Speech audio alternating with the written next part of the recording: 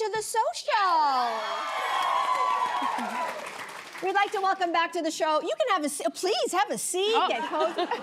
Former pro football player, Grey Cup champion, and media personality Enoch Mwamba is back.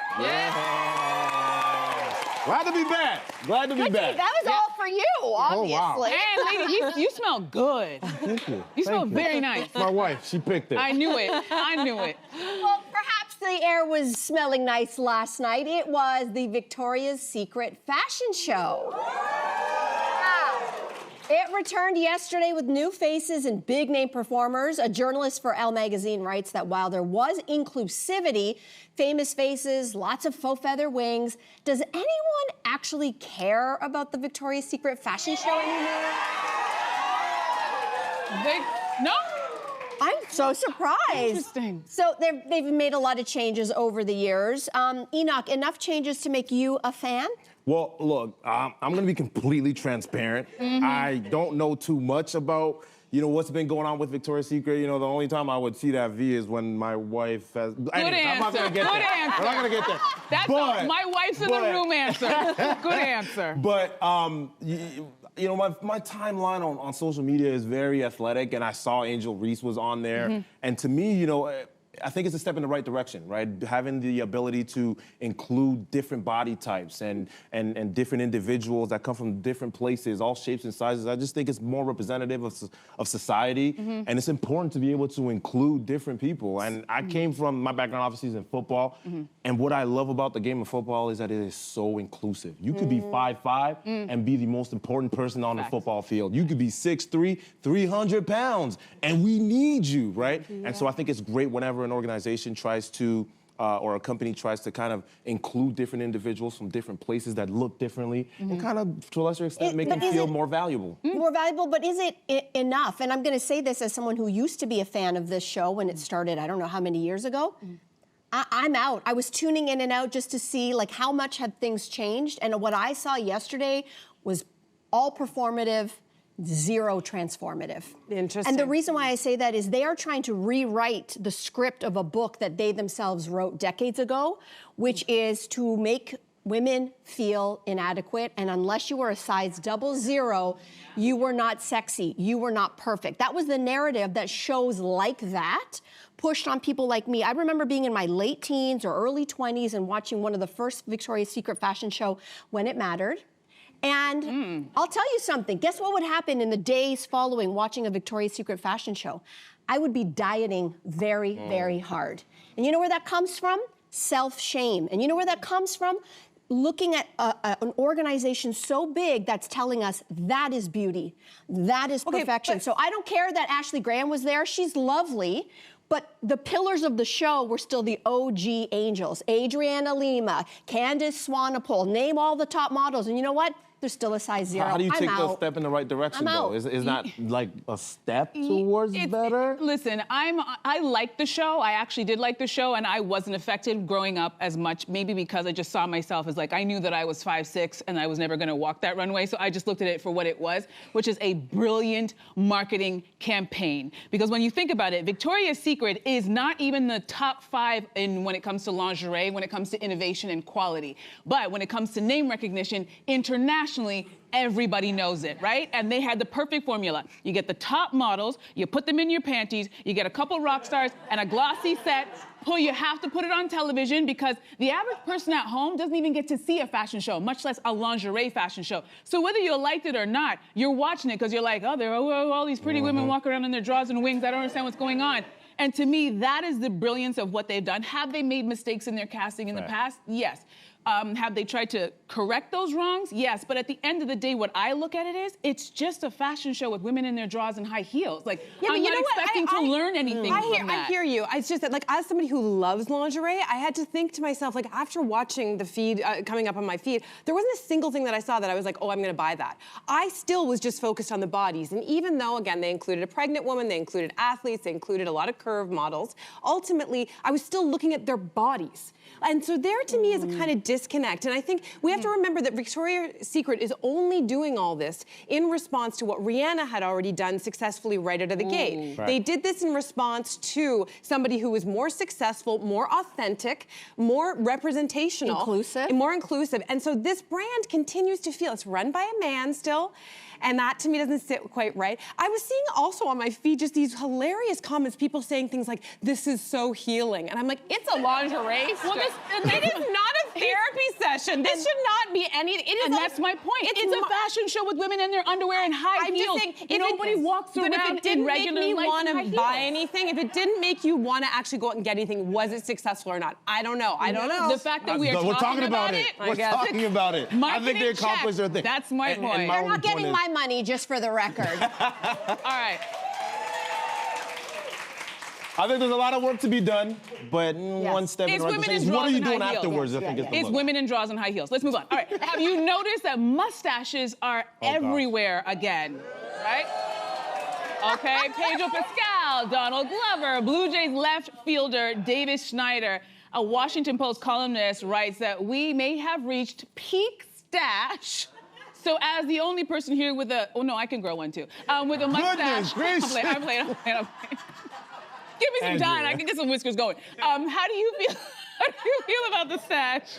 You know what? Like, for me, I kind of been, a little bit challenged in that department. Like, Well, you got a good one. It's decent. This is all I kind of, can guess. So I kind of shape it out. And, Okay. But here's I the got a little difference, bit here, but you that's have a all. mustache.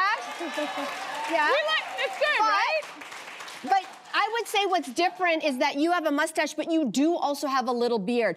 Bingo. Right, but I think, don't you think that's the difference? 1,000%. right? Like, if you just have the mustache and it's huge and it's like, I don't know if I trust you. Like, I don't know if I trust you. I mean, I'm not the judgmental type, but I'll be like, you're I'm looking judging. at you sideways. Really? Yes, You're a guy. Yes, I don't know. And I don't you're a know. guy. That's just me. Is That's it the just reason, me. like, I was thinking about it, there's not all mustaches are giving the same story. Like, there's the handlebar mustache. Yeah. That's telling a particular story. There's the Salvador Dali. And you look like a villain. You look like a Disney villain. What has become more and more popular, or that I'm seeing in sort of hipster categories, is what is known in Wikipedia as the porn stash.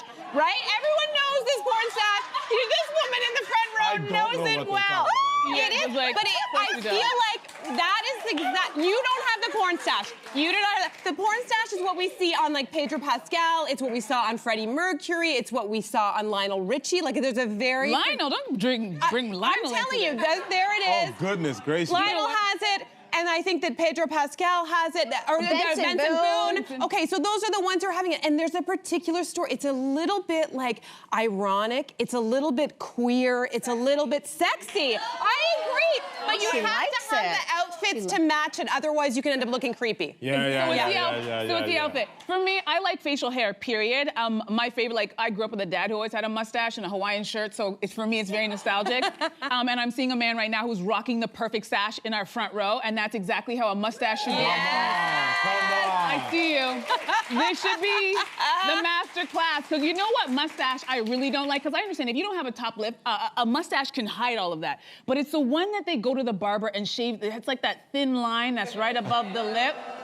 No, even thinner than that. I really don't You know understand who had what's that one happening though? here. Prince, and he made it work. Prince also had a blowout, honey. He made a lot of things work. But I'm saying on the average person who's not a rock star, that thin line, it's the equivalent of the women who shave off their eyebrows and then draw that black line. I was like, I don't understand what we're doing here. So for me, that's the only one that I'm not a fan of. So Maclean's magazine has an eye-opening look at the spending habits of Gen Z Canadians, and it's not pretty. Economists call them doom spenders. Faced with the high cost of living and an uncertain future, they are racking up more debt than ever, have the highest delinquency rates, and are embracing a kind of live now, pay later mentality.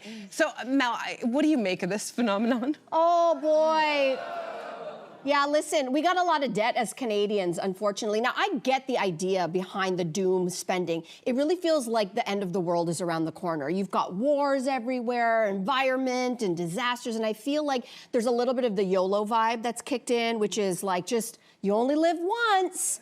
But if, as this elder Gen Xer would like to pass along, you cannot spend today like your future self doesn't exist. So if you are doing that spending, do at least what we do, is at least save for a little bit of it. I do believe a little, though, in the motivation. I have to say that. I believe a little bit, not all of it. I don't believe in debt. I don't believe in debt, but what I believe is I will never be as young and healthy as I am today.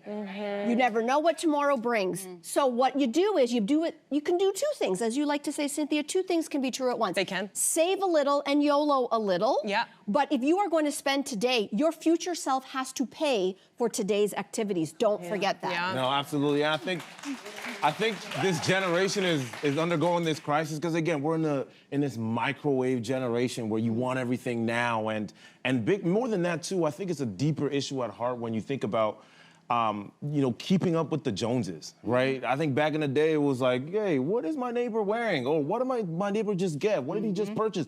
But now you got a phone where you can see, it's not just your neighbor, it's way beyond that. And so that also adds to the challenges of doing just that. But I think, again, the bigger thing is about understanding that, you're so much more worth than what you possess. And you have to develop the ability to delay gratification, right? Yeah. But I'm like you, though, as well, where I don't mind, buying a few things here and there. Like, in my house, I'm literally called the money spender. And so my wife is the frugal one, so she kind of sets the balance. And but I do believe that you can want more things for yourself. You can desire more for yourself, but I think it's a fine line between, the getting what you desire, going after what you desire, but also not letting that stop you from, or letting that trump your content. Interesting.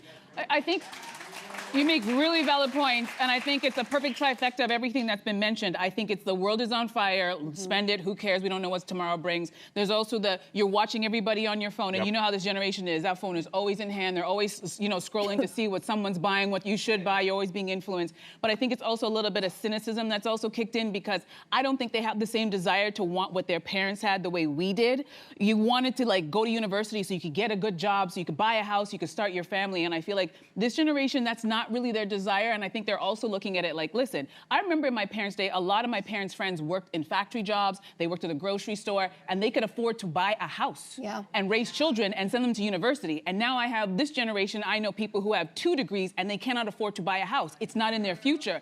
So if you're looking at, I did all the things that I was supposed to do and I still can't get what my parents got, and they had less than I had, less education, where is the motivation? Of course you're gonna spend the money and buy a $10 coffee. What else do you have? You don't have the money to buy a house. So I can see where they're connecting those dots, and perhaps that's why they have this doom spending mentality. Yeah, I guess I feel like this is where my brain keeps going, is that there's like 2 sides to this coin. There's the one side, which is that they're being actually quite rebellious in a way of just saying, like, forget it. I'm not gonna, try to reach for the same things my parents had because it's out of reach. And then I fast forward and, like, if this actually continues and all our young people are overspending and they have no savings and they do not invest in the stock market and they don't get into the housing market, what does our future look like? The entire economy, in theory, could collapse, right? The way as we know it, which is actually quite amazing in some ways. Not that I want this, but it's kind of a rebellious, like, this system, we've been talking a lot about, younger people are noticing the systems are not working.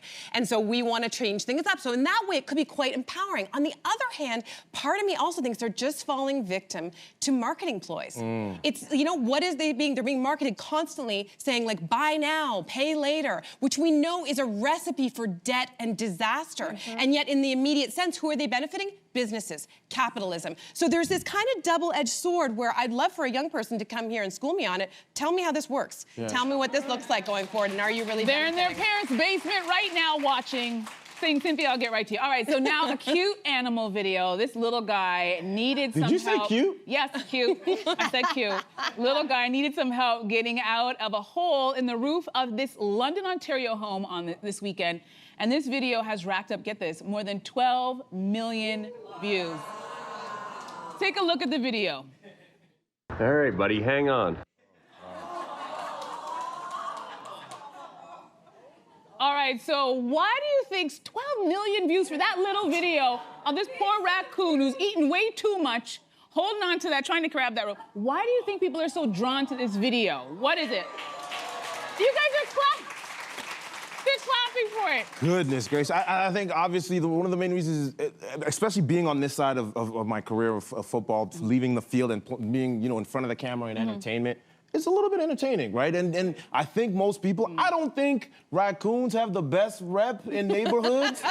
Maybe for you. Nope, not for me. You said cute, but... That's what the teleprompter said, so I read the Get that. I got you. Okay. But yeah, so they don't have a great rep, but I think people just are on the edge of their seats and they're trying to figure out what's next. And talking now about football and as opposed to playing it, I realized that one of the reasons why people are so in tune with leagues, different sports and all of that is because you're waiting for what's the next thing that's gonna happen. You can't tell. And so people are like, Reels of 12 million views is because What about it being an escape? Because you know what? It is. In news, we do this all the time. So during the pandemic, I was anchoring the news and it was like pandemic, and then it was George Floyd, and then it was the war in Ukraine, and then we would end the hour with, and here's a panda that's just been donated to the San Francisco Zoo, with some nice music, because it was like we needed to soften the blow from all of the hard news, and that's how we ended things. So I think that's what you guys are drawn to. News has been doing this for a while. It's become like, it's a nervous system reset. We're all exposed to the same things on our social media feeds, and I found that now it's like cat videos, baby videos, that's like my love language. I will start sending them to all of you because everyone needs this. We come together through nature and babies. But that's not scary? Am I the only one that... Mel, how would you feel if there was a raccoon in your house? The raccoons in my neighborhood fight back. There you go. And so I didn't have the same reaction okay. Maybe to this video. I'm just like you, Mel. Yeah, ours, they run ours. I was not down for this video at all. But I did like its cute little hands. A husband wrote to Slate because he is absolutely fed up with his wife stealing his kids' Halloween candy. I don't know why I said that with a Boston accent, but here we go. He says that she will take 5 to 10 pieces while their boys are away at school, and then the kids will notice when they get home, and guess what? They start blaming each other for stealing each other's candy. Is stealing your kids' candy okay, Enoch? This is a safe space, right? Yes, of course. I'm gonna be transparent. I have done that before, once or twice. We have kids, but there's a reason and a purpose, right? Listen, at our house, we have something that I call dad tax. So whatever you get from me, dad tax. There's a lesson in that. You learn about taxes, finance, and just dealing with reality. Sometimes you have, sometimes you don't, and you gotta share with your sisters. Is there a limit, That's though? what we talk about. You know how, I don't know, when I was a kid, I would organize my candy in the top tier level. There would be the ones that I wanted, the most valuable ones, the big bars, and then it'd be less are you gonna go to your kid and you're gonna take what is most valuable? Top tier. Top tier. Yes. It is what it is, man. No holds barred. It is what it is. You gotta learn to deal with it. All right. But I do agree with husband. It's like you gotta at some point step in and say, hey, Let mom have some fun, man. come on. I feel like mom's owed the candy, because if you really think about it, she's more of an agent. Okay, it's but like step up and tell your kids, hey, look. You're a former athlete, so you understand your managers owed a little cut, right? Because Fair. let's be real, who got that Halloween costume for you or made it? Mom. Yeah, but who walked you from house to house and reminded you to say thank you? But Andrea. And when you got back from all the walking and you were exhausted, probably carried you back and had to help you get out of that costume. Who did that? Mom. So technically, that candy is hers. Andrea.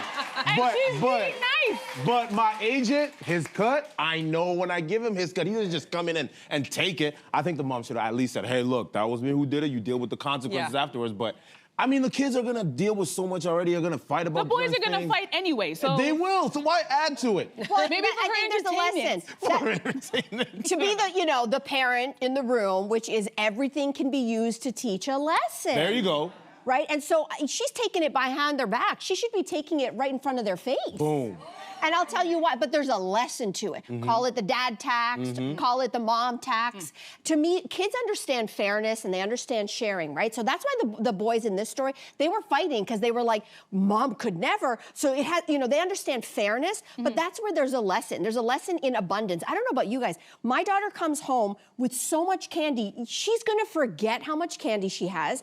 It's actually, I have candy from like 3 Halloweens ago. I'm not even lying. She's not gonna go through all of it. So you have to put rules, otherwise it's just a free-for-all. So the lesson in our house is you're going to get 2 or 3 candies a day for your lunch. You get one maybe when you come home for school, but also it's a lesson in sharing. I know that sounds so cheesy and cliche, but if you're getting all this candy, to whom much is given, much is expected. So if you're going to be taking all that candy home, you have to believe share. It's a life lesson. I'm with you. And I'm going through menopause and I have sugar cravings. And so I need candy when I need it. There you go.